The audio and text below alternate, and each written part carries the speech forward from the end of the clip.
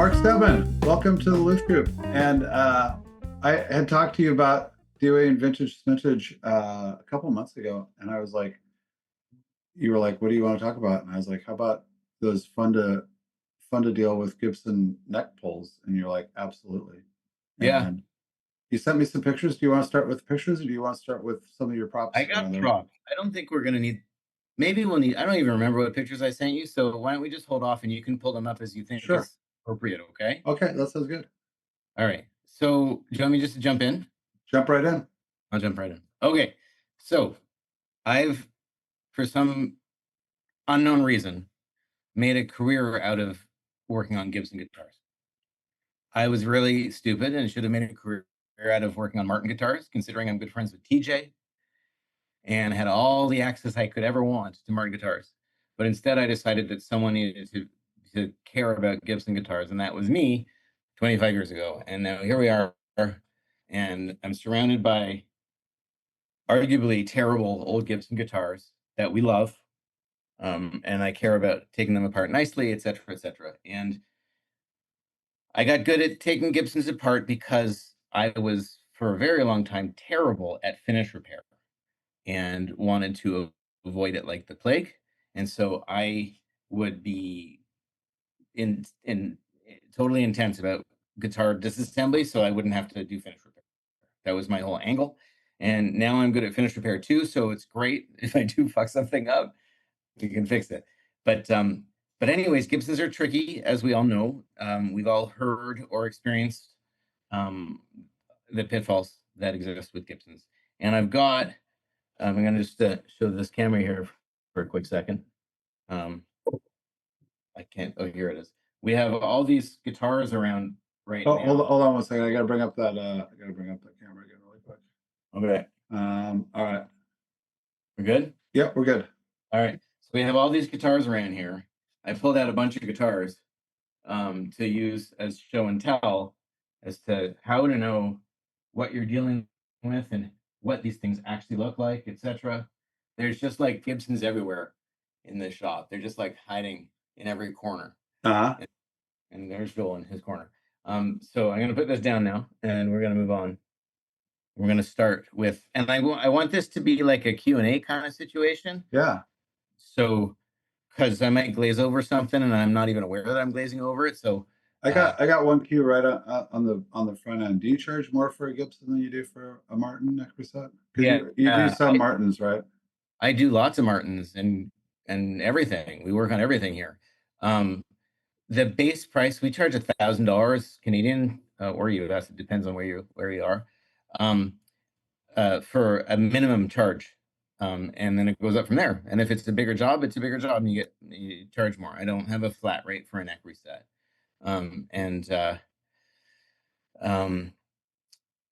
Guys, hold that thought. Joel, can you come here for a second? So I also have my phone here texting me, and I'm going to show you the picture that just came through from my wife right there with the text that says the car is stuck. All right. We're back in business. Oh my God. Talk about timing. Welcome to Canada, where your wife gets her car stuck. All right. She's up in Mapleton, and the car's like in a ditch.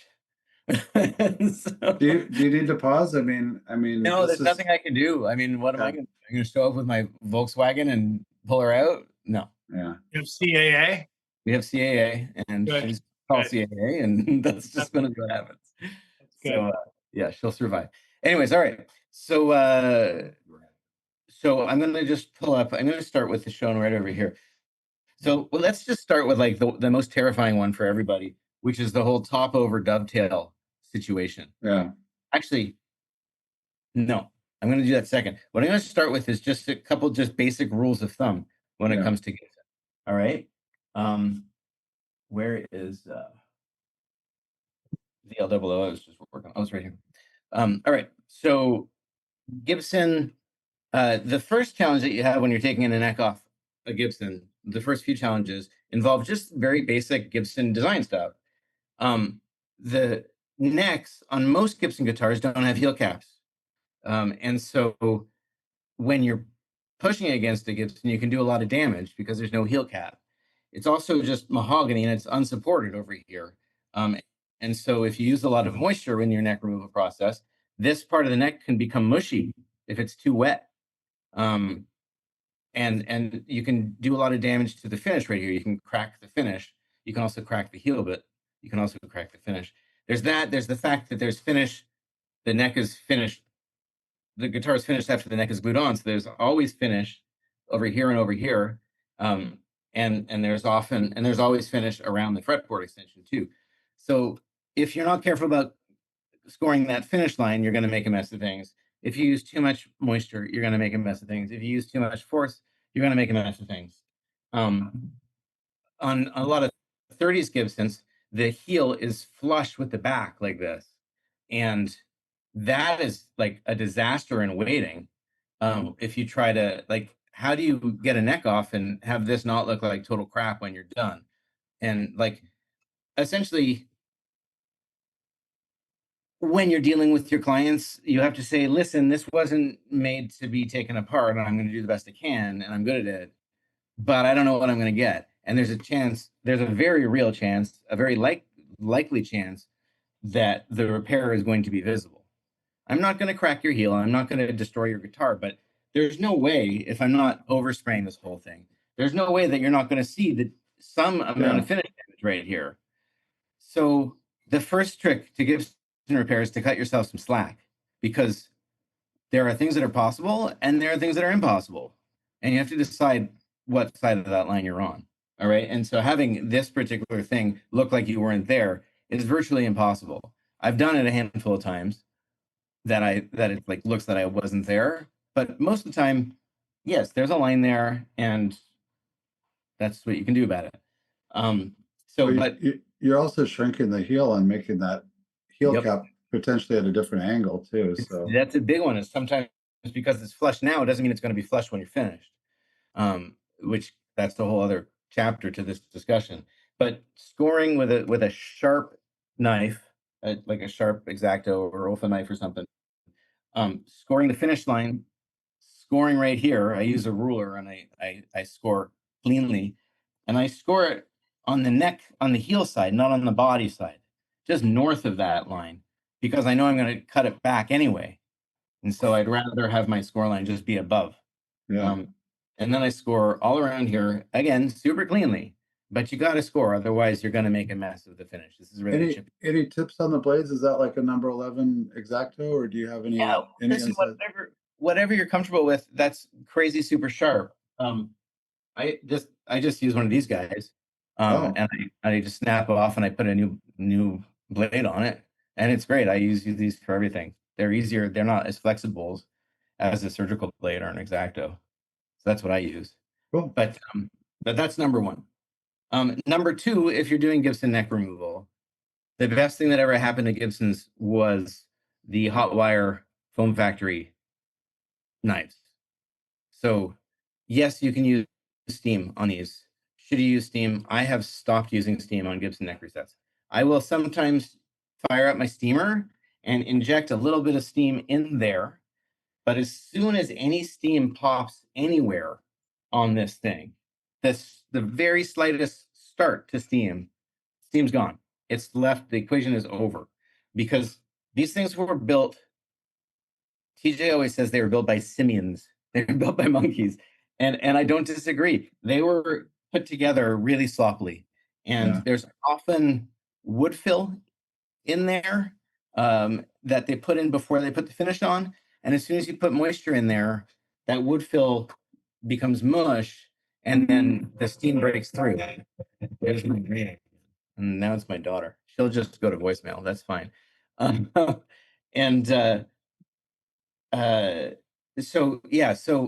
there's a strong likelihood when you're using steam that it's going to find a way out, just because of the way the thing was built. So if you use steam, use the tiniest bit of it. I call it a dry steam. Really low pressure, really low pressure, that you almost don't even see it, but you can feel it if you put it near your finger. I don't want to see the steam at all. And then you put it in there, and you just feel the other hole to see if there's steam coming out, because you can't see it. If you can see your steam, you're using too much and you're going to do damage. With a Gibson, it's all about take your time and slow down and don't force stuff. So have you ever? Yep. Do you know of any intel? I've experienced like Gibson finish before that for whatever reason is impervious to solvents when you're doing touch up, but somehow very open to blushing from steam. Like it's been some time since I've used steam too, but do you have any intel on what that finish is that you just cannot get the witness line to go away on? I'm like I said at the outset, I'm not a finish guy, Yeah. right? I'm getting good at it, but I'm not. I'm no Yeah. finish guy. Yes, it blushes like a mofo, like instantly. Yeah. It'll blush if you lick it. Like Yeah. it's nasty. Thankfully, if it blushes a tiny bit, you can always just use some rubbing alcohol, some isopropyl, Mhm. and that'll usually get rid of the blush, unless you've gone crazy and you just blush like crazy. Yeah. But yeah, I don't know the chemistry behind it and why it's such a big issue. Part of it is that it's just so bloody thick, I think. And I think the thicker your finish, the easier it is to screw it up. Anyway, so yeah, so there's those variables, and that's with any Gibson guitar. If you don't have if you have a higher end Gibson, let me just go to a higher end Gibson here for a second. How about one of these? All right, higher end Gibson has a heel cap, right? Now the problem with heel cap Gibsons is that this stupid heel cap is fused to the binding. They're chemically bonded by the cement that puts the heel cap on the neck, and so if you go to try to take this off and you try to push against this heel cap, you're going to destroy the binding. You're going to separate all this binding, right? So you can't push against the heel cap on it on Gibson. You can see, like, if you look close at the heel cap, like, you can see that there's no longer a seam. Yeah. The seam has been obliterated by the acetone, and so there's no seam there. So you need to first separate this heel cap from the back binding before you try to take a J200 neck off or any other Gibson that has a heel cap that's plastic. And I cut it with a razor saw. Just like, something like this, just a little very thin razor saw, and very carefully with a fence. And again, north of the binding, because you're going to be removing that material anyways. Yeah. But you got to just go slow. And something else that you could do is you could just separate the heel cap entirely from the heel, and pull the heel cap right off too, which gives you access to the joint if you need it. But basically, when it comes to Gibson, when it comes to anything really, but when it comes to Gibson, the removal process is often an exercise in like a controlled destruction. You're going to destroy something, so you got to choose what you want to destroy, right? And you got to be in control of the destruction, because something is going to go. And if you let the guitar have the control, you're going to get hosed. So you got to be in control of it, which means in the case of this J200, for example, when I take this off, I'm going to destroy the joint right here, or I'm going to score it above and separate it from the heel, take the neck off without pushing this way at all, and then deal with the heel cap separately altogether. Each case is different, and you just have to make a decision that you have confidence that you can handle the destruction with, that you can fix whatever that fix is, and hopefully it doesn't involve finish work, because that's going to devalue a guitar. When you have a 50s Gibson that's this clean, like, God forbid you do finish work on it, right? Like, Yeah. that's the guitar. I had a lot more confidence when I was younger. Is that just because I didn't know any better, or? Yeah, probably. Yeah. Now, can we, while you got that one up there, can we talk about wide heel strategies really quick? Because like a lot of the issues with that is all that real estate that's, or you have one tore apart? I got you covered. All You right. got me covered? Yeah, I'm all about wide heel strategies here. The wide heels. Let's choose this wide heel. Wide Yeah. heel. All right. So Gibsons, this is even more important to know when you're dealing with guilds, which are even worse than Gibson for this particular attribute. But they glued the neck on, gilded too, before finish. And on these wide heel guitars, the thing that'll screw you over every time is that there's glue on the cheeks right here. So the heel is not only, the dovetail is not only glued here, but it's glued around the pocket as well. Yeah. And good luck getting steam in there without destroying the neck, the finish, whatever. You're going to destroy something. So there's a couple of ways that you can deal with that when you're working on getting the neck off. The first thing I'll tell you was something that Flip Scipio taught me about at an AM show a number of years ago. His technique, let me find a neck. Here's a neck. So his technique is, sure, you do what you always do with steam holes, but you also take this fret out. You take the body joint fret out, and you inject steam or foam needles down here. And so those pop out at, grab something. Those pop out down over here, and then you can put your steam needle along the cheek, and that'll help separate all this. But you have to watch out because you're so much closer to this side, you can bubble this finish really easily, right? And that you'll be really upset. You'll get the neck off, but then you have all this bubbled finish.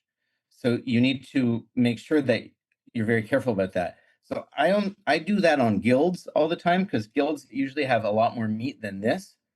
They're usually a lot thicker heel on a gild, so there's more thermal insulation in the wood.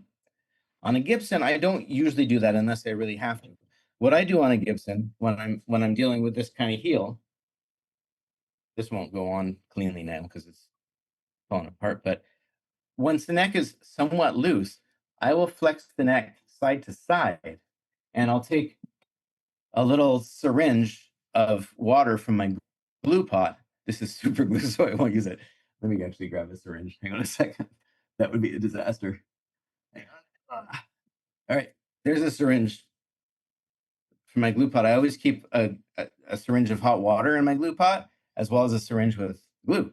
And so when I'm taking the neck off, I'll take this syringe and I will syringe in just a tiny bead of water in the crease, and I'll just rock it in there and it'll suck in.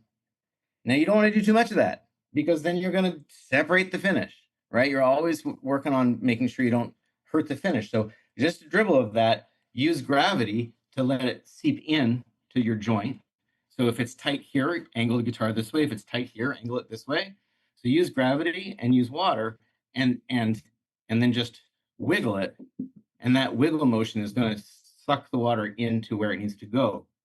And again, you're not forcing anything. When I'm taking a neck off, I really, really, really try hard to avoid clamping the guitar into a fixture or using the Stumac thing that you shove a neck out with. I will do most of the neck removal on the bench, just holding the guitar. You can't see this, it's below the screen. Hang on a second. I'll just do this. I'll hold the guitar like this and I'll wiggle the neck as I'm doing it. And as it and eventually it'll get loose enough that I will just push the neck with my thumb. And that is often enough just to separate it if you push it and wiggle at the same time. So again, it's controlled. I'm not forcing. I'm not using 1,000 pounds of force to separate a neck because I'm going to break something if I do that. Yeah. I want it to come off easily. And sometimes, and we'll use that Stumac thing when I need it because sometimes there's just like something that's not letting it go and you have to give it a little extra force, but I'm never like reefing on that screw back there. I'm just pushing it a little bit just to see what happens. And then I wiggle, I push it just a little bit more and I'm constantly watching and being aware of what's going on. And that's the only way that you can get a neck off that's glued over here and here, that without damaging anything here, right? They're worth so much money, you just can't afford to damage anything any longer. What was I that? wonder, hold that dovetail up again. I don't know if there's anything to be said about this, but one of the observations that I made, especially back in the Steam days, was the difference between the Martin dovetail versus the Gibson dovetail, and that, that round over on the bottom there winds up making positive contact inside the, when you got those sides there, there's actually no way for your steam to get out like on a Martin neck set because it it just terminates into a void where that Yeah. actually makes positive contact on the bottom Yeah, of the. it's really true. Yeah, you're talking about that. It's dovetailed on that direction. Yeah, too. it makes the round over. Martin's just stop, right? Yeah, Yeah, for sure.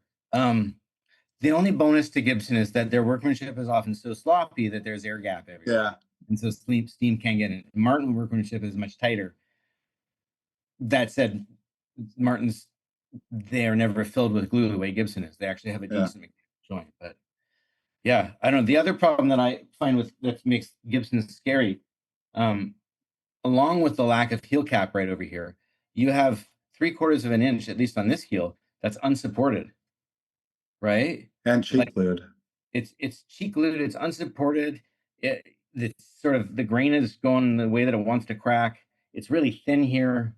There's everything is in the way of making it come out easily and cleanly. So man, you got to go slow. When you get to earlier Gibsons that have like this 30s neck joint, like this one, Yeah, the other real problem is that you got this stupid hole right here that is making your dovetail so weak here and here.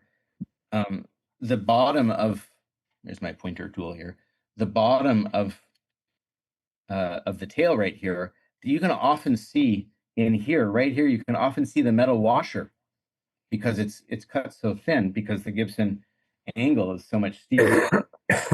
Martin angle, neck angles, dovetail angles like this, the Gibson is like this. So it really goes in and it weakens this whole part. And so frequently it'll break over here if you're not careful. Even if you are careful, it will frequently break there. yeah. You ever have steam come out of your truss rod cover? Oh, that's a good. I'm happy that you mentioned that. Let me show you something else. Hang on a second. I have this advanced jumbo here. These are scary guitars. So nothing scarier than a $80,000 old Gibson that you have to pull the neck off of, right?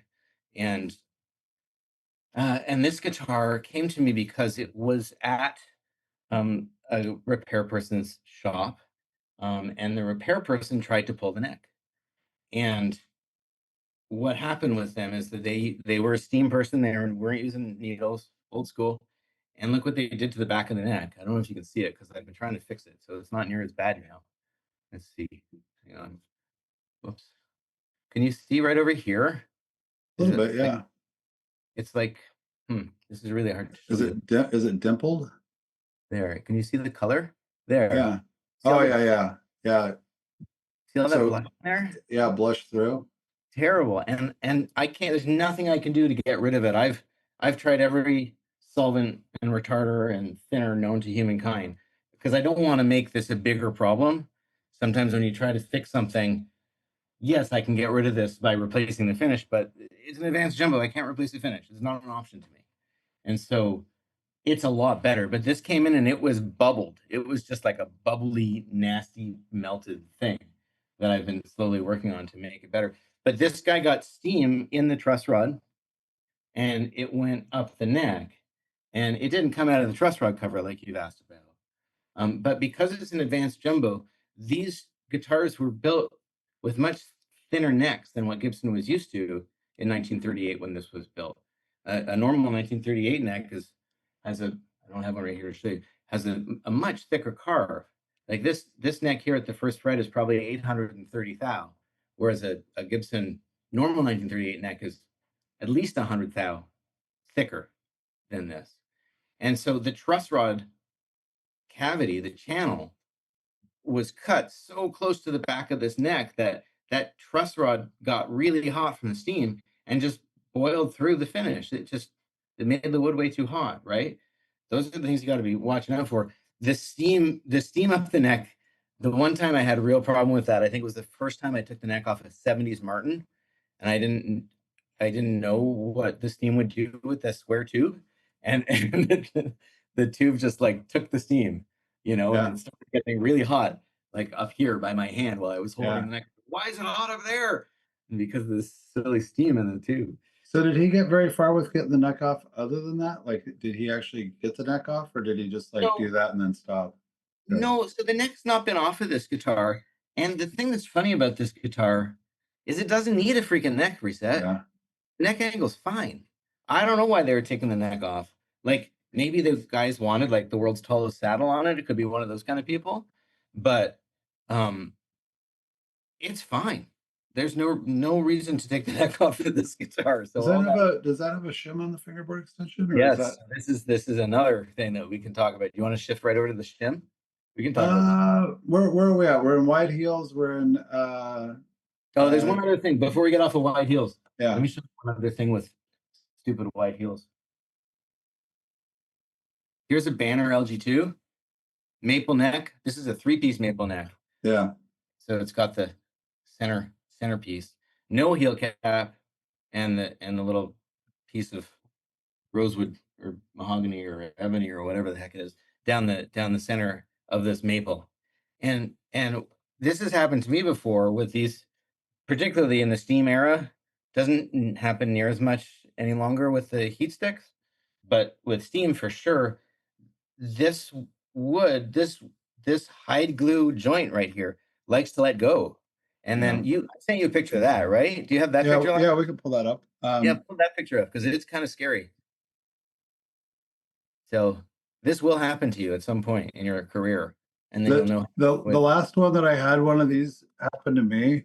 Like I'd done this beautiful pull, and it was just like everything had gone textbook. Yeah. I set the guitar aside, and I came back in the next day, and while I was sleeping, it had done that to me. But yeah, that's an extreme example too. That's extreme. So this is a cutaway. This was an L7C from the 50s, and it was a cutaway. And I was so concerned about the cutaway and getting the cutaway section clean when I was doing the pull. I wasn't paying attention back there. And then this was steam era. This wasn't heat stick, and it got wet, and it did that. And I thought my life was over because you can see how clean that neck is. It was a near mint guitar. And I just lost my mind. And so what I did is I just put a couple quick grip clamps on it and closed it with the quick grips and set it aside. And a week later, it was invisible. It just dried back out. And so rather than stress out about it and, oh my God, I got to fix this right now, I got to do something, just chill. You put it aside and wait for the guitar to fix itself before you try to fix it. Yeah. Don't drive angry, people. Yeah. And you don't drive angry. And sure enough, this thing, when it dried out, it just shrunk back together exactly as it was. And it was fine. I couldn't open it again to reglue it. So what I had to what I ended up doing, because I was scared that it would open, thankfully fitting the neck keeps it closed, right? Mm-hmm. I had that working for me, that as soon as you fit that dovetail, fit the heel, it's going to close. But I dribbled a bunch of super glue in there just as preventative maintenance, because what else can you do? And that was it. It didn't even require a touch up because it just kind of looked like an expansion and contraction sort of craze line in the lacquer that would often be there anyway. And it looked great. And so the lesson I learned from that one is, again, more to expect the unexpected. B, don't use steam when you don't have to. But C, chill out and let the guitar fix itself before you try to fix it. Super important. That said, if you ever have a challenge taking a neck off on a flat top, oftentimes what happens on a flat top, I don't have one because I'm getting really good at it, but by the way, I've got a couple guitars that I'm still waiting for them to fix themselves in there. Yeah, right. I've got a lot of those too. Oftentimes on a guitar that has a lot of run out, I'm sure you guys have all experienced like the one side that you can't get into because of the run out, and you end up pulling top out on the one side where the run out is working against you. This way, I guess. And those ones I'll peel off once I get the neck apart. That I will glue and clamp immediately after I get the neck off, so that it all dries into one thing, and then it's usually gone. It usually vanishes. Yeah. And you got any insights on getting that off of the fingerboard extension? The biggest insight, the same palette knife, or I've got a few tools that I'll show you. The single biggest insight is to know how to read wood grain direction. Yeah. like the single most important thing to know about guitar repair is how to read wood grain, and like how to set. Like I have a way. I just take my. Can you see me here? No, I'll do it with. I have my light, and I just hold the guitar in a certain way, and I just know from doing this exact thing for many years which way my run out is going on the top based on what the light is showing me. And so that's the first thing I always do. And sometimes I can't. Sometimes it's hard to tell if. Sometimes there's a whorl in the wood, and the run out. It's not. There's no run out here, but there's plenty of run out here. And so I'll often take I'll take a microfiber cloth. This stuff is like sticks to your hands, like it catches everything, and then you can just put it inside the guitar, and just run it this way or that way against the inside of the guitar, and it'll Velcro catch Oh, grain on the way that it's running out, right? So like it'll run nicely this way, but this way it'll catch, and now it's like a litmus test. This stuff sticks to everything. It's insane what this stuff sticks to. It's crazy. So so that's a really good way. And if it doesn't do that, then I'll wet the inside of the top and then take a blow dryer and blow dry it to lift the grain, and then do this, and it'll work. But knowing how to read the grain is the most important thing. And ideally, you don't have run out, and it's easy to take this off. But more often than not, on a Gibson, you're going to have some run out. Martins too, a lot of them have run out. And so again, this comes down to no force. And there are some people that are fabulous just by nature, just like the way they approach guitars. They're just fabulous at not having this problem. And I wasn't. In the early years of my career, I heard a lot of tops under the fretboard extension because I didn't really know how to do it. And then this was another thing. Like I was visiting TJ, and we took a neck off, and I saw how he did it, and I was like, "Whoa, that's so cool!" It was totally different than what I did. I'll show you.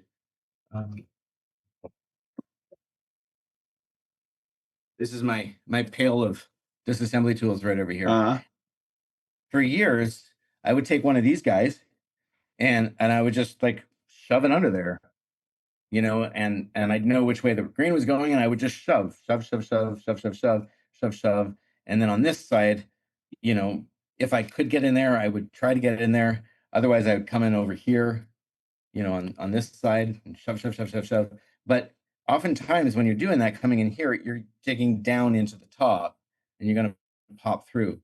And I just there was just no way. So I get it hotter and hotter and hotter, and then you're doing other damage, and not good, right? Sometimes water, like if you've got a really thick fretboard, like on a Larson or something, I don't even bother using heat. I just put a bit of water in there and just, but what TJ taught me, which is what I've done now forever, thanks to TJ. It's nice to have friends. Let me put this down before I destroy this banner SJ. So he starts everything. He's got like this one sort of like tiny knife thing like this that he just starts.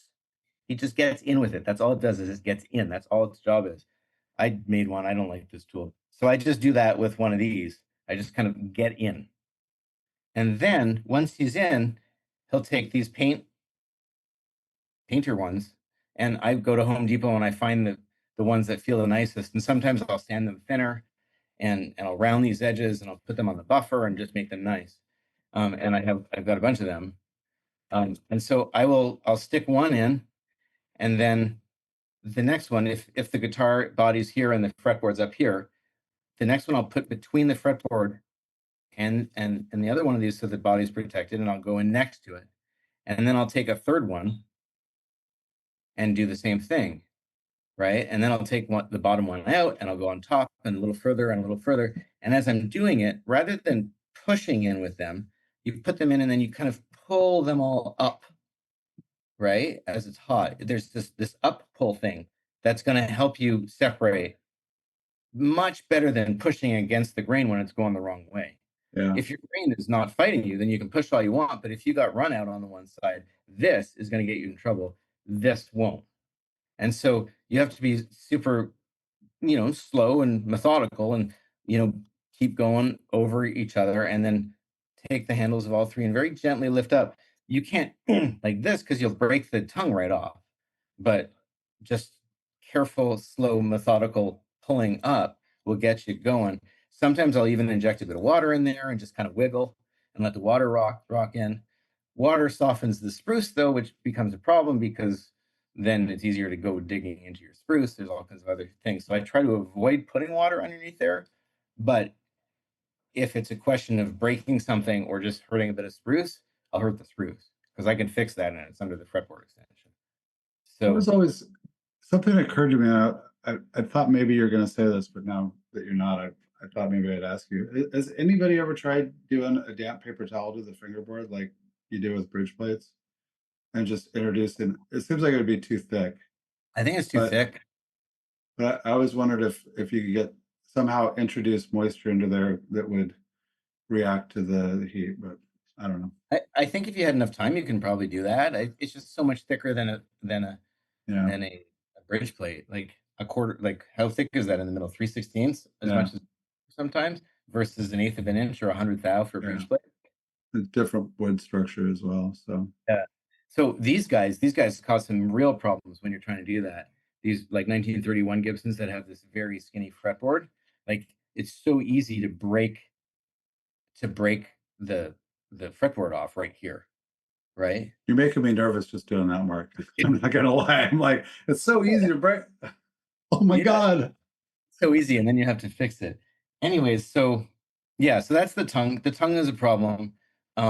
Gibson, when you're taking this is a wartime, so it's got pearl inlays, but a lot of the post-war ones have plastic inlays. Style 17 Martins have plastic dots. Anything with plastic, like when you're using your heat, you gotta mask it with some tinfoil wrapped cardboard or something, just so that doesn't get hot. With pearl, who cares? But with the plastic ones, you will combust your inlays, which is a bad problem. By the way, I don't want to be I don't want to like. Anyway, Jonathan Scott showed me one where he's using shielding tape to put over his inlays. I thought I'd I do share that with too. you. I cut out little pieces of cardboard and I use shielding tape over the cardboard so that there's at least a thermal insulation there. Awesome. But I got a whole collection of little weirdly shaped things that are covered in tinfoil and thermal tape. Mark, I was gonna ask before you jumped away from the wide heel thing. I ran into it on this Samaji big long thing I was working on recently, and I hadn't even thought about the fact that I've not done a big like wide heeled older Gibson. I've got this is a Greenfield, but it was similar in style, and this had I ran into issues with flexibility of the structure here. Both on on the sides when I was fitting. I found having to be so much more careful about the fact that you could just touch this and the gap might change, and then on this axis having the same thing. Is it similar on the older Gibsons too? Oh, it's such a big issue when you're fitting a neck. Like the way I fit necks is I'm a pull sandpaper guy. Yeah, lots of ways to do it, and that's the way I learned, and that's the way I still do it. But these are so flexible, and so when this is on the body and you're holding it there and you're pulling sandpaper and you want to keep it registered flat to the like this will often bend. Like it's going to bend, and then you're going to take more material out of the middle because you're bending it. And it's and also you've like usually chiseled away in here too, right? So you take material out fast, and so it's a problem for sure. And you have to just be super cognizant of where you're pushing with your hand as you're holding the neck in place, for sure. Right. I think the guys that put the sandpaper on the guitar body and wiggle the whole neck back and forth carefully don't have the same as much problem. Okay. Wait a second. People do that? But I don't like that. I think that's like lack of control. Yeah, I floss, floss it too. So okay. I need a link to see somebody doing that. TJ does it that way. That's how I learned. TJ, that's totally TJ's method. I saw him doing it. I'm like, what are you doing? But that guy, I don't know. He's just like a magician, and it's just like everything he touches turns to gold, and he's just able to do it that way. And so that's great. But that's not how I'm going to do it. He laughs at me because it takes me forever to set a neck. Do you do any kind of like? Do you do like any, lightning? Finished. It's do you great. only pull sandpaper, or do you get like a head start with a chisel on occasion? I don't. I have head started myself with a chisel, and I just don't. If I'm doing a maple, I'll chisel some, but Right. mahogany is so easy to sand. It just vanishes so fast, right? Yeah. And I just don't want to accidentally go too far. I'm just like that guy who is terrified of hurting things, and so I take forever to do anything. And it's worked for me. On that Not a good way to make money, but it's worked for me otherwise. on that flexibility, do you have any notions about like coving? I know you want to cove a little bit to shorten the time span of your thing. Yeah. I wound up like kind of shooting for like after as I was getting done, pulling sandpaper, I wanted to have very, very little cove, just but do you have any opinions about cove or Yeah, over cove or I think it's good to avoid doing too much of that. But I do definitely subscribe to the point of view that you want it to touch around the edges because it looks the best. But you have to be aware of the shape of your heel. And that this radius right here tells you how much that you should be able to cove. You got a very straight heel, you can cove more. But on this heel that has very short radius, like when I'm finished, I've probably got a 1/4 inch, maybe 3/16 around the whole thing. I don't want to have less than that because it just feels like it's not strong enough, like that it could chip out on me or something like that. yeah. But when I'm fitting the neck, I cove much deeper than that, so I'm getting more, I'm hogging out more material, so I have less to sand. But as I get closer, I stop chiseling as much and Right. let it build a bigger sort of landing area.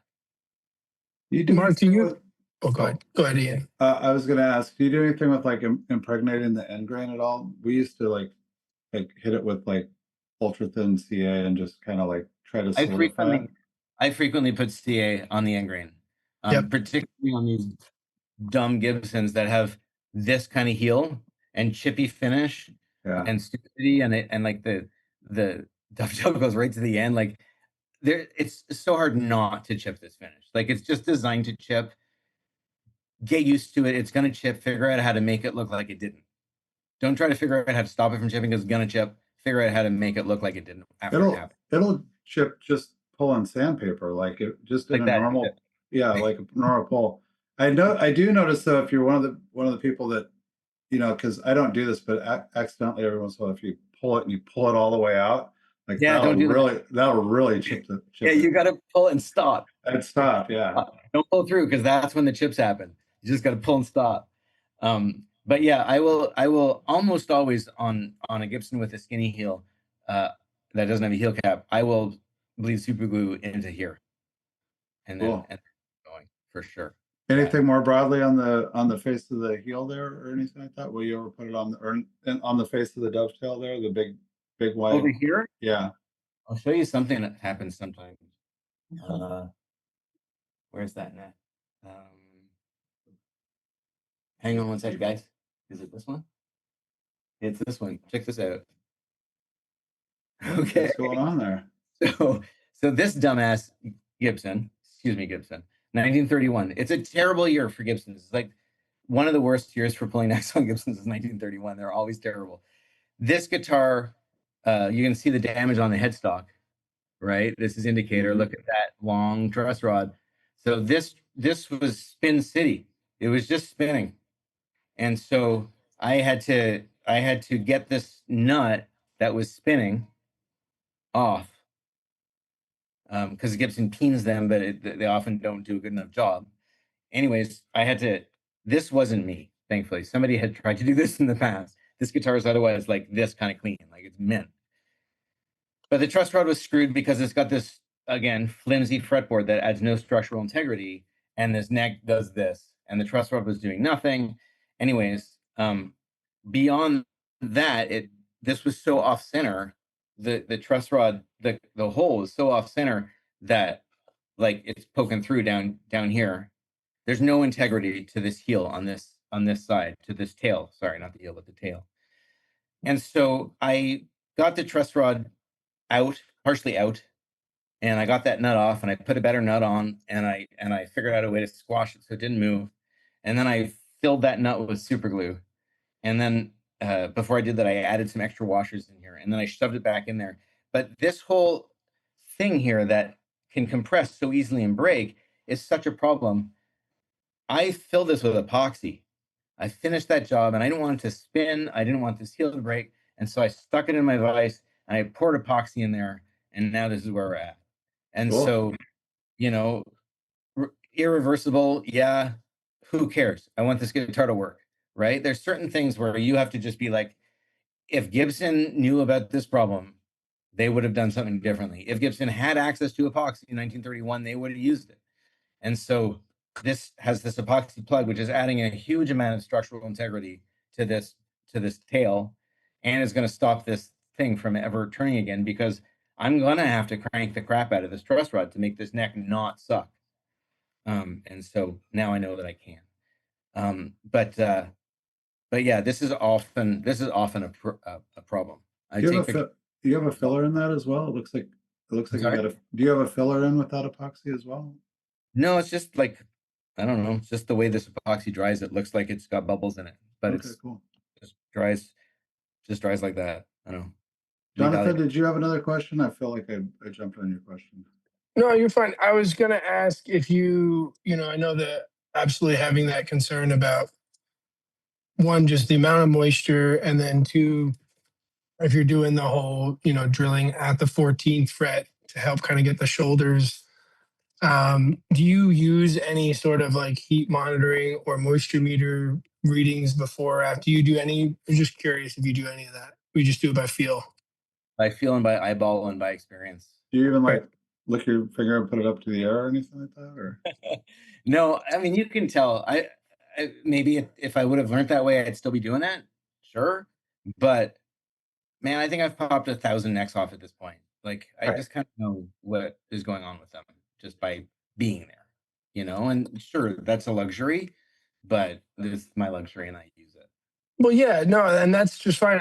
And then the follow up on the moisture side is how long. I've heard you talk about it before, but I can't recall. Like, how long do you typically wait after if you've had to use even just like your standard kind of, like you said, like that dry, or if you have one that you do have to lean in and use a bit more, do you have a window? That's where I was curious about whether you do readings or not. If you're looking for some, I'm hey, gonna it's safe. a long time. Right. I'm not this guy who's going to pop a neck off and then put it on, pop it off on Friday and put it back on Sunday. That's not me. Like, Right. I'm waiting, in my mind, at least a month. Right. If I have to, I'll push it to 2 weeks, never less than 2 weeks. And I'll only do 2 weeks if I know that the neck came off easily without a lot of moisture. But I want that thing dry as F. You're using the foam cutters, but I mean, on high glue construction, are you still, filling the dovetail with water with the Oh yeah. cutters? Yeah. Yeah. So again, I have this little Yeah. syringe guy. This is 5 milliliters. And so I probably put, I don't know, maybe 7.5 milliliters of water through the process with the foam cutters. As I'm doing it. Now 7.5 milliliters is not an awful lot. That's a quarter of an ounce, right? It's not that much water compared to what steam is. And oftentimes I'll turn it upside down and it'll drip out. But yeah, probably about 7.5 mLs goes into when I'm using the foam cutters. And if the thing is being uncooperative and like it's really loose, but it's holding on one thing, I'll fill one of these up and just jam a whole syringe in there just to get it wet and get it out of there. Because the sooner it's out, the better. I can dry up the water. Like usually when I take a neck off, I'll clean it all out. I'll dry it up. And then I'll often take a hair dryer and dry it with a hair dryer. The hair dryer is in frequent use on my bench. Yeah. Mark, on that note, if you were to get a neck off with no moisture at all with a foam cutter, is there any reason to believe that with just the heat that you would want it to sit for some extended period of time for the sake of it drying out? No, if you're not using moisture, that's Joel making noise. Sorry. If you're not using moisture, it's not a problem. But you would never be.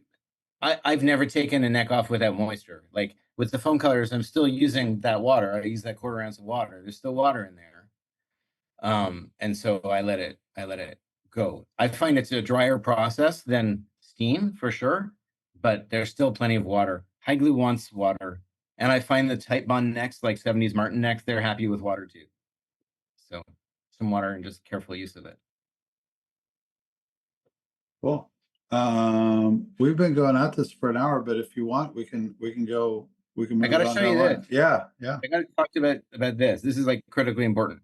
So you guys can see what this is. I get 3/4 you will know that this is leftover guitar top that's stuck there between the Well, dovetail. hold on, I got a picture to add to this really quick. Just kind of the before, so everybody knows what you're talking about. Do you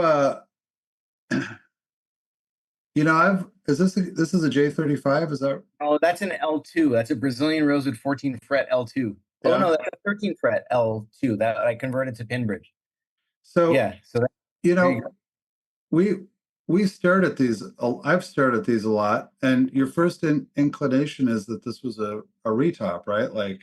Yes. Like this went back to the factory for a retop. Is that what you think, or was there some process where they went out new for whatever reason they did it this way? This is in my mind, and of course I don't have a crystal ball time machine or anything else like that. I firmly believe that these are retop guitars that have this situation. Yeah. And why they did it this way, God only knows. Maybe there was some lining the top up with a center mark that you can see right at the center of that top, right by the maple, insert above the truss rod. There's a little black mark. Maybe that was some indicator of center line or something like that. Yeah. And they need, and so they said, well, let's just cut the dovetail out and put this over top, because they didn't care. They didn't think this guitar would be worth $14,000 one day. They just banged it back together. Yeah. It was a sincerely weird way to do things, for sure. And if you look at the actual, did I send you a picture of the actual joint with that taken apart there, Ian? Because if you look at the, like, where is it? Did I not send you one? So I don't think we got one with that. Okay, well, I got a guitar right here. So if you look at, here's this was the other half. This was the top over. And if you look at this, where is this? Hang on. If you can look at that, like it kind of makes no sense the way the binding is done. Yeah. The top is there, but the binding goes over top of it. Like, what the heck is going on there? Like, it's really hard to conceptualize what they were doing. And Yeah. almost every single one of these top over guitars has what this guitar had. This is what's left of a shim. Because when you take the top off of a guitar, you're gonna put it on something and sand it to clean it up, right? Or you replace kerfing, you have to get it level. Or for whatever reason, whenever you take a top off, you're sanding this part of the guitar. Either you're holding it this way or you're sanding it this way, but the body gets thinner. And if you're going to use the same neck again, and it's a Gibson where the heel is like flush with the back of the guitar, you got to do something to space it out because your neck is too long for the body. And so almost everyone, I almost want to say everyone, but I'll say almost everyone because I'm not 100% certain, that has a top over has a shim also. So it's double the fun because you got this stupid shim that's getting in the way of you getting the neck So off. that shim is picking up the slack for whatever they sanded off the rim set then for. Yeah. Okay. I'll show you another one. I've seen spruce shims and rosewood shims on the top overs. Spruce, rosewood, and mahogany. Yeah. Here's one. So this same guitar I just showed you. This guitar, I don't know if you can see it. Well, you see the shim under that fretboard right there? Yeah. So this guitar has that shim going on. It's got funny finish stuff going on with the heel, different color. If you took a thickness measurement to it, you'd probably discover that the finish was thicker. And this guitar, I don't know if you can see this. It is so weird. Let me adjust the light. Maybe you can see it in the light. There. You see that line in the neck and the heel? Yeah. Right there? Yeah. It's a graft. It's like a piece scarf joint. A whole piece of extra wood glued on this neck. It's like they took a tenor neck and they stuck extra wood on it or something. I love I it. don't know what the heck they were doing, but the finish is weird. It's got this extra thing. It's got this mahogany wedge. There was you couldn't pay me enough to take this neck off this guitar. Yeah. And yeah, it technically needed a neck reset, but this guitar, I know what I can do. I know what's possible. And I know what's not possible. And I know I would win. I know that I would be able to get this apart And I know that I can reset the neck and fix it, but I also know that this guitar would fight me tooth and nail, and I would probably have to do all kinds of finish repair. And then who am I helping? Like, the guitar doesn't want it to happen. You're damaging the guitar. You're damaging the finish. There's all this lack of integrity. The bridge that was on it was 3/8 of an inch tall. So I said, screw it. And I shaved the bridge on this L00 because really, truly, that's so much less invasive than the destruction of taking this neck off with this shim and this retop and this strange thing. Like, you just have to make a decision that might be alt. Like, gotta play the ball where it lies, man. You gotta, yeah. And so I know I can't get this little call thing. It's like stuck to the guitar. I can't get it up. I know that I'm capable of making a bridge that looks exactly like an original Gibson bridge. I'm confident with my skills there. And so I said, I'm just going to shave this bridge. I'm going to take a little bit off on the bass side because that's where it was super high. These Gibson bridges are always slanted. They have this 9 to 10 inch radius here and then this flat slanted bridge. And so your bass string, you almost always have no break angle. And so I just changed it, and I just made a decision for this guitar that's alt, but I don't care because it's just, I think, the best possible way to work with this particular guitar. I'm not going to try to get this thing off to show you because I can't get it off. I'm going to have to wet it. Mike Haneroff has a question. Mike, jump in there. Have you ever seen that topover thing also on any like of the other like non-Gibson brand guitars that they made, like Cromwell's or I forget the other ones? Like, you ever running it to that on any of those? Yeah, I have. I've run into it. You'll see it everywhere. So basically, a lot of guitars went back to Gibson for repair. There wasn't a Luth group. There wasn't a guitar repair guy in every town. And so if you had a Gibson guitar, you sent it back to the factory and they fixed it. And it wasn't a collectible and it wasn't precious. So they just did this stuff. And so a lot of these guitars, and it was that era where you wouldn't just throw stuff out. It wasn't a disposable culture. And so they fixed things. And so a lot of guitars, doesn't matter by who or by which. This was one. Oh no, not this one. The Kalamazoo's, whatever, you'll see them with that shim. And sometimes that shim is only there because the neck, they needed to shim something. Like on this advanced jumbo here, for example, this advanced jumbo has a shim. See that? But you see the angle of the wedge on the shim? It's thicker over here at the body joint. I would bet that this is an original top. I can check it by looking at the kerfing on the inside to see if it's shorter and by measuring the thickness of the finish here. But there's nothing else about this guitar that's making me think that it's a top over. The finish is not funny over here, and the kerfing on the inside is the same top and back. And it has this wedge. When you see the reverse wedges like this one, you see this on all kinds of Gibsons, Cromwells, whatever. When it's thicker here than here, that's because this guitar has such radius to the top that they needed to do this so that the fretboard wouldn't be like, right, and cause issues. And so they put these reverse shims on there to make sure that the lie of the fretboard is still straight. And so you see this a lot. It doesn't make it easy to take a neck off. This is a problem, right? It's really hard to figure out because there is grain orientation makes no difference because you're blind. You maybe the grain's going this way, maybe you're going to win and it goes this way. 50-50. But when you see this, it's probably not a top over. But when you see one where the thickness is consistent across the whole way, in conjunction, hang on, where's here? In conjunction with a lot of what looks like extra finish on the heel, right? See how much more finish? It looks like it's all crazed and stuff on the heel. If you took a finish thickness gauge to it, you'd know that this was thicker than here. And so you see this, you see that a wedge thing, you look inside the guitar, you see the thinner kerfing on the top than on the back. That's like all your flags. And you just like expect it to be a top over. And then why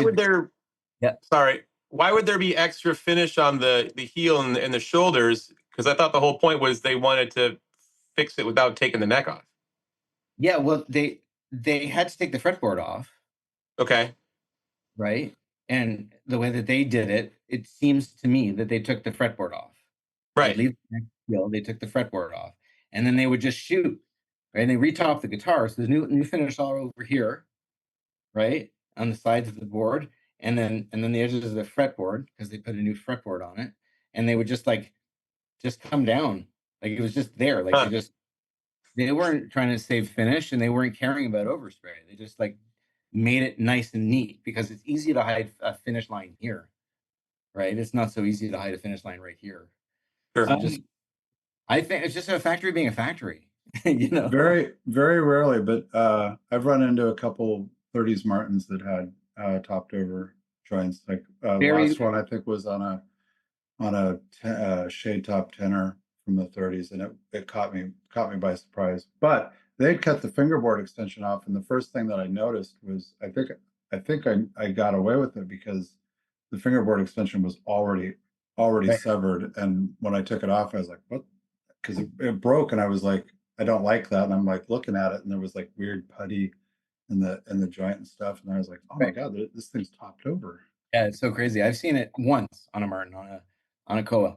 I do wish that I could find photos of the last one that I did, but you showed the anomaly in the binding, how the binding doesn't extend that far in past the neck joint on the retop. And I had one that stood out that actually showed a different route. There were two different routes afterward. Right. And that one, ironically, also had a finish nail through the top into the neck block as a locator. I don't know if anyone's ever run into that before, but they used a little brad nail as a locator under the extension. But the binding, same thing I've noticed. The binding obviously was done underneath the neck rather than with the neck off. But this one showed a series of channels. Wish I could describe it better or find a photo, but yeah, it definitely adds to what you were saying there, that it was done with the neck on. Yeah, for sure. And every now and then you're going to get caught off guard by some dumb thing that you've never seen before. And as long as you're going slow and careful, you will mitigate the damage that you do in the process. Okay, so here's the $60,000 question. How do you get that neck out with the top over it? It's pretty simple. So the first thing that you should do is read all the clues and know that there's a chance that you're going to be discovering this problem. And so that's the first thing before I even go in with my tools. Then when I'm drilling these holes, I'm watching the dust that's coming out. And if I see dust that doesn't look like mahogany or rosewood, right? If there's spruce dust that comes out, why is there spruce dust? What's going on there, right? So if you see light colored dust when you're drilling your holes, well, that's a red flag. So that's number two. So then what I did with this one, because it's such a thin fretboard, on a thicker board, if you have to slice through this thing, there's more structural integrity to the areas that you didn't cut. But on a thin board, this is like really weak. And so I didn't treat it like a topover, and I just gambled. And I got it wet, and I got it moving, and I tried to push it, and it wouldn't budge, but it was moving loosely. So if it's moving in the pocket and you can't push it, like I mean, like with my thumb, I couldn't push it. I'm not talking about turning a screw. If it doesn't move at all, and you've got all these other clues, it's top over. Just stop and know it's top over. And then what I do for this, for that, I grab this little tool from Stumac, and I'll just saw through the slot between my steam holes. And I know how wide to make my steam holes because I've been here before and I know how wide the tail's going to be. So I slice between my carefully. You can use a Dremel tool and a cutting bit. And then I'll start it with that until I get in. And then I go in with this guy and I just like get in there until I can slice through it. And I can very carefully knife my way across the green to the other hole. And then once that's done, I take my knife out and then I push and then it comes out. And this one, I didn't quite get all the way to here with my knife. And so it tore out right here. but that doesn't matter. That's not going to damage your guitar. That just broke right there. Yeah. But if you try to push this without doing all that, you're going to put these 2 long cracks all the way down your sound hole. And you've all seen. By the way, if you don't follow Mark's advice, which is all good advice, the other thing that you'll notice is your binding will start to like Oh yeah, the binding just lifts up. lifts up a little bit, and you're like, oh boy, what's this? Yeah, for sure. Got to watch out for that. So it's just being aware of everything while you're doing it. It's like in here you got heat, you got your tools, you're like watching it from every. I do this crazy dumb thing with these 2 glasses. I put 2 glasses on so I can see close, and just being hyper aware. But you can see, like, look at this shim that's on here too, right? It had the shim. It was so hard to get this dumb thing off. It looks like a mess, but that's just the shim that I broke through. It's actually perfect once I clean the shim off. Dan Blombliss, do you have a question? Yeah, I guess on the topic of your body thickness changing, in a topover, I don't know how often, if much, that you've replaced tops. I was curious, what the 30,000 foot kind of overview process that you do is without crazy detail. And I guess just real quick summary, the reason I ask is that I've done it a couple times for various reasons. The 2 times I opted to do it, I cut through the kerfing and scraped the kerfing to the top and then scraped it off the side so I could replace kerfing, standing proud to not lose any of it and also to not lose any material on, the plate or anything like that. And so in the standard process of losing some body depth and changing the geometry of the pitch of the neck and whatnot, what's, I guess, a standardized process or the way you'd approach that? So I think there isn't a standardized process. I think that's a really important variable to discuss in this whole job, is that standardized processes, they don't work because it's different every time. Let me grab a guitar.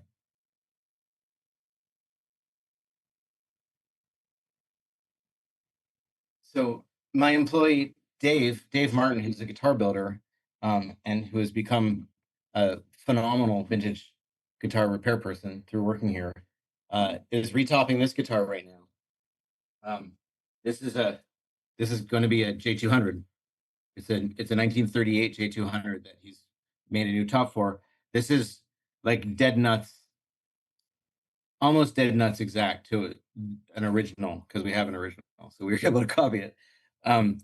He's changed a little bit with how the braces feather out by the kerfing, and there's a little bit more work to do there, but is dimensioned just like an original.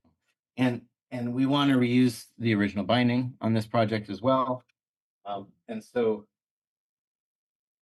But this guitar was retopped before we got to it. So this is its second top. And so this has already been screwed with.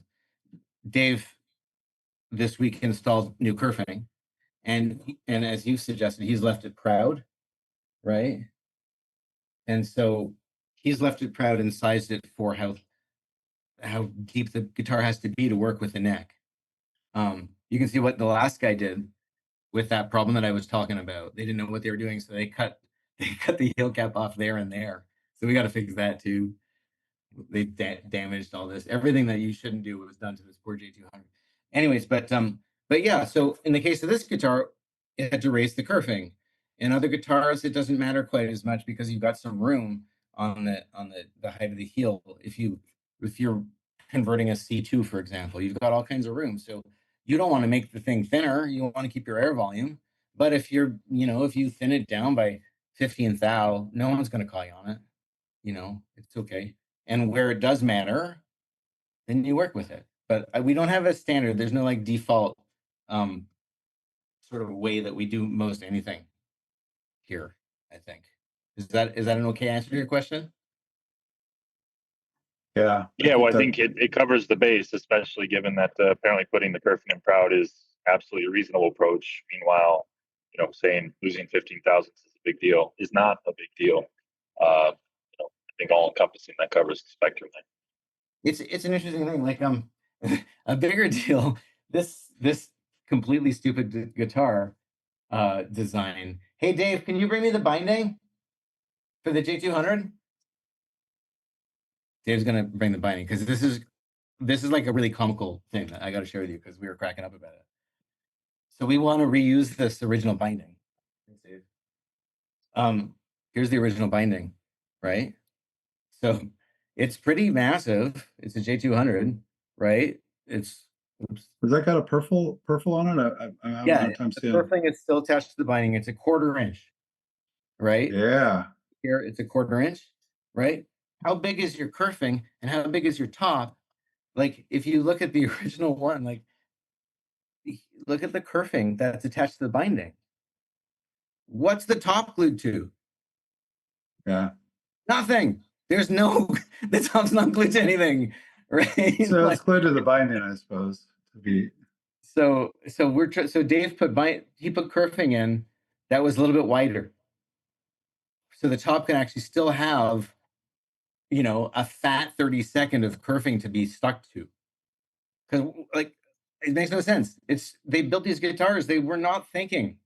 You know, there's no thought involved in putting kerflings this big and this thick on that guitar. It makes no sense. It's amazing that the top didn't fall. What was it, TJ, that was saying that the 45s might sound good because the ab was like so far out and it was like you had this like free plate. It's like the Taylor relief route around the inside of their guitars, right? Yeah. Like it makes the whole top pump. I have customers who only play SJs because SJs have the silly thick binding on them. And they really truly believe that this thick binding makes the guitar top move a lot more for this exact same reason, right? It's just, there's so many variables. It's just so crazy, and some of that could be true. Some of the magic of an SJ could be that. That could be the only thing because an SJ and a J45 are otherwise the same guitar. But people like SJs, even with their eyes closed. Who knows? Yeah, I got an SJ from the 50s, and it's really. I've never played a J45 that blew my skirt up quite like that guitar does. But Bo Hannum from the great state of Colorado, by way of Australia, wants to know, Mark, when you do finish touch-ups on vintage instruments, are you using non-plasticized nitro? What's your nitro of choice for working on finish when you have to? It depends on what kind of finish repair it is and what I'm doing, and if I need it to be non-plasticized and cracky, then I'll use that. And if it doesn't matter, then I won't. Again, finish is not like I'm not gonna teach a workshop on finish. I can tell you that right off the bat. There are people that do way better finish than me. I'm learning, I'm getting better. I think I'm okay. But I'm no guru on finish. Like call Dale Fairbanks, call TJ, and call Joe Riggio. I don't know. Not me. I'm good at color matching, good at making things flat and level, good at cracking lacquer, but the actual chemistry of finish is not where I'm gonna put my flag on the ground. You know what I mean? Can I show you another thing? Do you have another question? Like before you go to another question? Sure. Right. One thing to know also about Gibsons is they're two different neck joints. There we go. All right. So we talked about this neck joint. There's two different sizes of neck joint. And so this one is the older neck joint that Gibson used until mid-year 1944. And then in 1944, CMI bought them. They got a bunch of different wood and tools and all the rest of it, and they changed their neck joint system, and they went to this router joint rather than the table saw joint. And so mid-year 44 is when you're going to find these things. They're different widths, and so they require that you drill your steam needle hole in different places. Just knowing, like, it's very helpful to put your steam needle right at this corner rather than in the middle or out here, right? And so knowing that 1944 was the year that those two things changed, you can know, okay, I have to be, you know, a 1/2 inch in, or I have to be 3/8 of an inch in, you know, as compared to a Martin, which very regularly had the same really wide tail. You know, you go 1/4 inch in on a Martin, you're going to hit. But Gibson had these two things, so that helps a lot too. Just getting your heat where you want it to go. Just needed to show that. Sorry, little distraction there. Wow, it's good stuff. Yeah. I I think I've shown all my toys here. Oh, I'll show you one more. What's this one? Yeah, this is a Trojan, 1936, and it's got everything going on. I have to take the neck off of this one, and I haven't yet, and it's terrifying. So this like super perfect flush heel, really thick finish over here, and the sort of reverse wedge under the fretboard. This is not a retop. I know that for sure. But it's got the reverse wedge, which is going to make it difficult to get my tools in there. So when I see the reverse wedge, I don't try to get onto the top side of I don't try to get under the wedge. I try to go between the fretboard and the wedge with my tools. That way, if I destroy the wedge, who cares? And I'm safe from the top. So it's sort of aiming how you get in there. And then it doesn't You're matter. probably going to replace that wedge anyway, right? Like That wedge is going away. And I'll often make, when you take a wedge out, you often discover that there's gaps and all kinds of stuff. And when you're fitting the neck goes in sort of crooked, and like one corner of your heel is proud of the back and one quarter. And so I often will make a wedge that has different thickness left to right to try to get the fretboard when it's flat to keep the heel square. It's a lot of extra work, but it results in a way cleaner looking end result. So it's worth doing. I try to avoid making wedges under fretboards anyways, because it adds so much time to a neck reset. On a 12th fret, I pretty much do it all the time. I'll split the difference. I'm not going to make a really thick wedge, but I'll put a half the amount wedge just to make it not look so like dropped off over the body joint. But on 14th fret, I normally just fold them and be done with it. we got time for one more question, and I think I'm going to ask it. But so putting the necks back on, and the crazy Gibson radius fingerboard with the flat top bridges, what's the sweet spot on making sure that your saddle's, not too low on the edges and not too high in the middle? It's such a problem because the sweet spot is tiny. It's just tiny.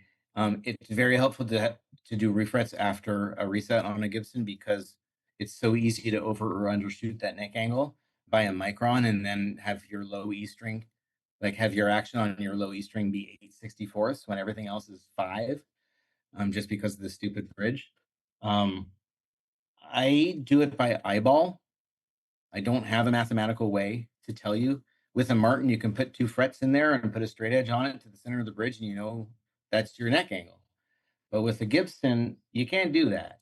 You just can't do that. So basically, I shoot for when I sight a neck, I shoot for that the base side to be, maybe a third below the top of the bridge, and the treble side to be with the frets sort of right at the top of the bridge. So lower than a Martin, because it kind of has to be. It's just hard. Thankfully, on a Gibson, on most of these older guitars, that the pin is so close to the saddle that you're okay to have a low saddle here on that break angle.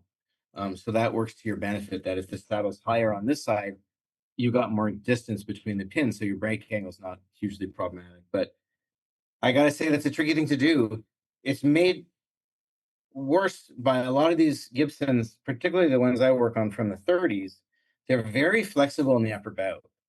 There's no popsicle brace, or the sound hole braces like this. There's like non-existent sound hole braces. And the top, because it's Gibson, they glued the neck on, and then they cleaned up their glue with sandpaper, and they sanded here and here, and so that it's often quite thin right here and right here on a Gibson top. You can even see it on this one in the light. You can see the way the light bends because it's Got a little scoop in there. It's like thinner here and here. This guitar also doesn't have a popsicle brace because an advanced jumbo was trying to be like a D28, and in 1936 they didn't have popsicle braces. So this guitar has no popsicle brace. Its upper sound hole brace right here is only 1/4 of an inch thick. It doesn't have much helping it keep its geometry stable on this. And so you might shoot the neck angle in this guitar right now. When I sight the neck, it looks overset. But if I sort of flex it as if I was string tension, the neck angle changes by, oh geez, like almost a 16th of an inch because this guitar is so flexible. So the last AJ that I had to reset, I had to stop removing material from the heel because the heel was getting so thin. And then with Gibson's very sharp dovetail, the more material you remove from the base of the dovetail itself, the tail on this kind of heel, like the more material you remove here, you're getting to less and less and less and less. So you got like a little one molecule of wood left on the bottom of this triangle. And so there's only so far you can go. And so I couldn't actually get the neck angle right on that last AJ. And so I made a popsicle brace and I stuck it in there. And lo and behold, my neck angle was fine. There's a reason those braces are there for a lot of these really lightly built guitars. And sometimes you even got to install a popsicle brace on an advanced jumbo just to make. By the way, we went over that project the last time you were here. So anybody that's interested in that project, it's available on the in the. Oh yeah, that's cool. Yeah, and that was fun. You cut it out with the table saw and everything, and made it look all ugly like that. Yeah, I made it look right and everything. But we do that if any of you guys work on Waterloo guitars. Waterloo, I don't know, Collings. I've never seen Collings make a design decision that had a structural integrity implication. They're pretty smart people over there at Collings. However, all these Waterloos were coming in that needed neck resets that we sold like 10 years ago. Like, what the heck's going on? You look inside, and these WL 14s and 12s, they were built and they had no popsicle brace, and they had no sound hole braces. These two braces here were not there, and no popsicle. And so these guitars were just folding up, right? And so the first one, I reset the neck, and then I was like, whoa, I reset the neck. I overset it, but now it still needs a reset. What the heck's going on? I figured it out.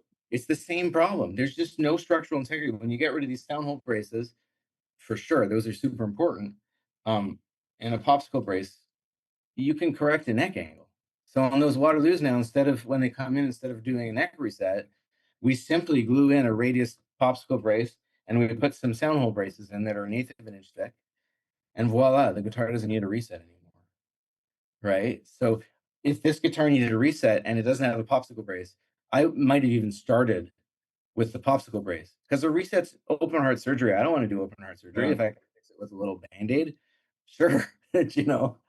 So if I remember correctly, you kind of chiropract the guitar into the neck angle that you're looking for by bending it back while you were gluing in the.